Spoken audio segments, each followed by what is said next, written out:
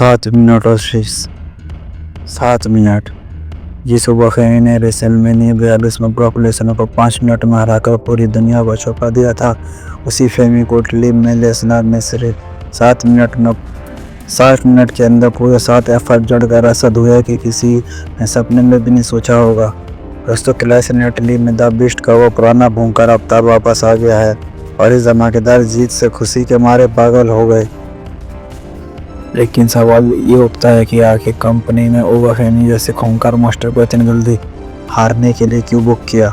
आज की इस वीडियो में बात करेंगे उन 5 कारणों की कि आखिर क्यों ब्रॉक लेसनर ने ओवरफेमी पर ये भयंकर एक तरफा जीत दर्ज की। तो चलिए शुरू करते हैं।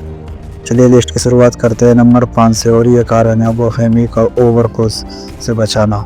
आइए, अगर ओवरफेमी हमें इटली में भी लेसनर को हरा देते तो मामला सच में कंपनी के हाथ से निकल जाता। किसी भी नए रेसलर को अगर आप आते ही सारे लीजेंड के खिलाफ लगातार जिताने लगोगे तो रोस्टर में उसकी आगे की बुकिंग करना बहुत मुश्किल हो जाता है। फैंस भी एक टाइम के बाद बोर हो जाते हैं। फेमी को इस ओवरपुश से बचाने के लिए और उन्हें जमीन पर रखने के लिए कंपनी ने लेसनर की इस धमाकेदार जीत को बुक किया। नंबर 4 पर ब्रॉक लेसनर का वो खौफ, इसे वापस लाना बहुत ज़रूरी था। लेसनर इतनी आसानी से हार मानने वाले नहीं हैं। रेसलमेनिया की हार के बाद लोगों को लगने लगा था कि लेसनर आप कमज़ोर हो गए हैं।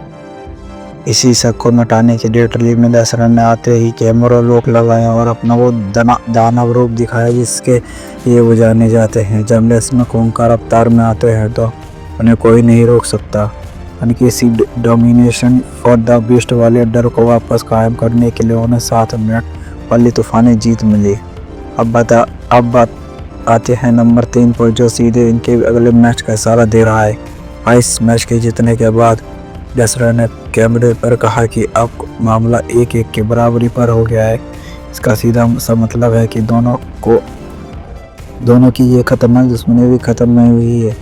अब रेसलमेनिया फेमी जीते और लेसनर जीते। इस महीने के अंत में सऊदी अरब में नाइट ऑफ चैंपियन इवेंट होने वाला। इस राइवलरी को आगे एक फाइनल और ब्लॉकबस्टर अंजाम तक पहुंचाने के लिए इटली में लेसनर को जीत दिलाई गई ताकि सऊदी अरबिया में हमें उनका महामुकाबला देखने को मिले। नंबर 2 पर आता है इटली के फैंस को खुश करना। दोस्तों, जब लेसनर ने इटली की अरीना में एंट्री की तो भाई फैंस सच में अपनी सीटों से उछल पड़े। वह स्टेडियम लेसनर का थीम सॉन्ग गा रहा था। यह पहली बार था कि इटली में इतना बड़ा इवेंट हो रहा था। लेसनर वहाँ मौजूद थे। अमेरिका से बाहर लेसनर की फैन फॉलोइंग बहुत तगड़ी है। ऐसे में अगर इंटरनेशनल फैन के सामने कंपनी लेसनर को फिर से हरा देती तो फैंस का दिल टूट जाता और इस शो को मज़ा खराब हो जाता। इटली के दर्शकों को एक यादगार पल देने के लिए लेसनर की जीत पक्की की गई। और भाई अब आते हैं नंबर 1 पर, जो है लेसनर के गुस्से और अपमान का बदला। याद है ना मई में रेसलमेनिया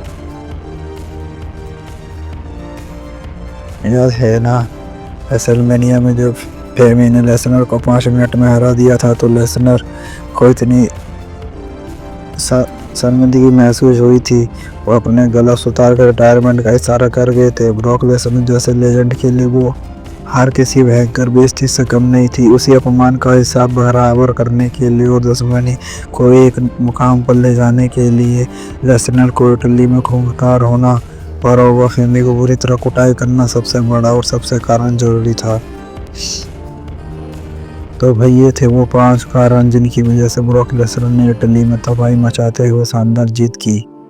क्या आप भी सऊदी अरब में होने वाले नाइट ऑफ चैंपियन में इन दोनों का तीसरा और फाइनल मैच देखना चाहते हैं? आपको क्या लगता है कि वो कौन बाजी मारेगा? अपनी प्रेडिक्शन कमेंटों में तुरंत लिख कर बताओ। वीडियो अच्छी लगी हो तो लाइक कर देना और रेसलिंग प्लेयर फाड़ो एनालिसिस के लिए अपने भाई के चैनल रेसलिंग वर्ल्ड को भी सब्सक्राइब कर लेना। मिलता है अगली वीडियो में। Thank you.